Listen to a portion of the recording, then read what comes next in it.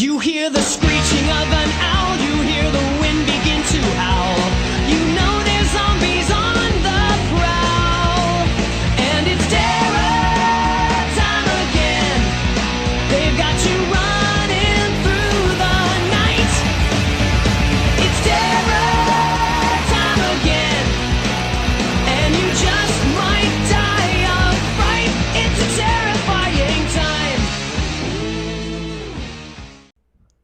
Hello everyone, today we're trying something a little bit different. We're going to be making a little tier list. I put together a tier list because, well, some of the people in my Discord like, what are your thoughts on different weapons? And I figured, you know what, this might be fun.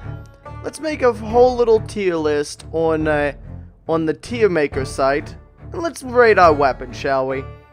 So we've got 8 categories. We've got axes, we've got guns, we got long blade, we got long blunt, we got molotovs, we got short blade, short blunted spears.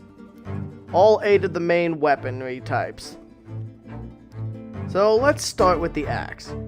Where do we put the axe? Honestly, the axe is probably one of the gold standards. It's one of those weapons you always want to use. They may wear you out, but they are some of the best toys in the game. Especially for crowd control, they hit hard, they can hit multiple enemies, you can just knock down a bunch of people. You can knock out a lot of enemies, have a lot of fun with it. So yeah, overall, I love axes, and I will always go out of my way to get them. Especially if you see them stuck in a zombie, or you just raided a warehouse and like, holy shit, axes for days! But yeah, okay, so that's good. Guns. Guns. Where to put them? Because they're pretty good, but they're also situational at best. Because while guns could definitely have some crowd control, but this really depends on which gun you're going with. Because you could be going with, say, the little M36 revolver. If you're going off of that little gun is not very loud, but it still lets you knock out zombies and only attract a small radius. While shotgun, you're mostly using that in conjunction with this down here. You're trying to draw out everyone you can and burn them out. Now the shotgun is really good for killing zombies. You can kill 2, 3, 4, you can basically just lay out an entire group. Problem is, once you lay out that entire group, you've got an even bigger horde coming for you. But, so, let's see. I think guns in general are pretty good, but they also are very situational. So I'm gonna go with situational at best. Because as I said, you don't want to rely on them. You can't rely on them as your main go-to weapon, unless you're crazy or very lucky. Long blade, they're pretty good. I'm not gonna put them higher though, because while yes, long blade does a good amount of damage, there's only a handful of them even in the game. Like you've got the katana and the machete, and I think that might be it. They're very effective, but they're very hard to find. And when you do find them, they break easily. But while you are using them, they will murder the hell out of zombies. You also have to take into account that you can't get a multiplier for this weapon type, because there's no long blade skills traits. Like axes, you've got brawler, you've got firefighter, you've got a lumberjack, you've got a bunch of skills that'll give you axe XP multiplier. But with, say, long blade, you don't have that. So not only are you not able to grind this up quicker outside of fast learner, you just don't have it as effectively because it's going to break on you pretty quick. Especially considering you're having to hit zombies more than you really want to with it. So I'm not going to say they're the gold standard. Because while yes, when you do find them, they're a lot of fun, you're just not going to be able to use them as effectively as other weapon types. Long blunt. Long blunt is definitely always reliable. The texture model got fucked up for the upload. They fucked up the crowbar. Okay, this is the crowbar model though. So long blunt is definitely always reliable. They will exert you more than, say, short weaponry, but they hit hard, they hit effectively, and you can usually, depending on the weapon type, like say the baseball bat, you can hit multiple enemies. The crowbar you can only hit one at a time. The golf club is kinda okay. Not my preference, but crowbars and bats are always a good beatdown tool. So yeah, I'd say they're always a reliable tool. Oh, my favorite. You're going straight to the gold standard. The Molotov.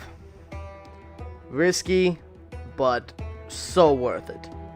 If you combine it with this, you can draw out every zombie in the town, and then once you've got every zombie in the town, burn them all to death.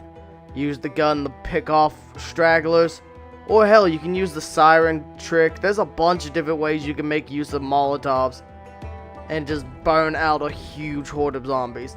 Be careful not to burn down half the town with it, but it is a nice tool. I love Molotovs, and they are some of the most reliable ways to deal with big piles of enemies.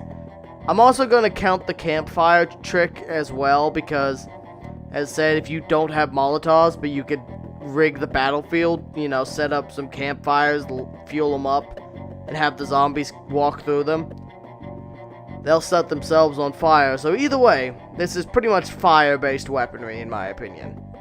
So anything you can use to burn out zombies, that's always a good choice. Now then, we got short blade. Short blade can be kind of tricky. I'm gonna say short blade's a situational at best tier.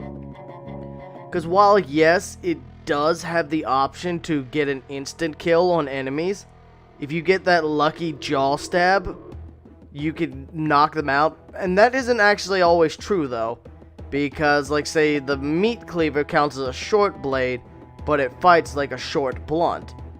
So you're trying to basically hack and slash at zombies instead of try to go for that jaw stab. And the jaw stab is not nearly as good as it used to be. Like the jaw stab, say the hunting knife and axe combo back in the beta 40, well, build 40, you know, before the combat overhaul update. Yeah, the short blades used to be up to near the top, because you could like hunting knife an entire pack of zombies dead. Just keep stab, stab, stab, stab, stab, and move on. Like I said, me and my friend Ice, I would be wielding axe, he'd be wielding the hunting knife, and we would just take out 200 zombies to take a gas station. But that's not the case anymore, especially due to the long delay on the stab. Leaves you vulnerable to being grabbed and bit by other enemies. So now this is really good if you want to sneak up and stealth assassinate zombies. Just stick them good. Ugh. But that's why I think it's situational at best. Short blunt. Short blunt is an always reliable weapon type.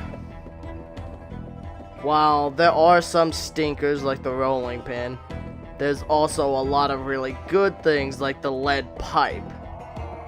The lead pipe is my go-to weapon in general, because it hits multiple enemies, it has a good durability, and you could just beat down zombies for days with it.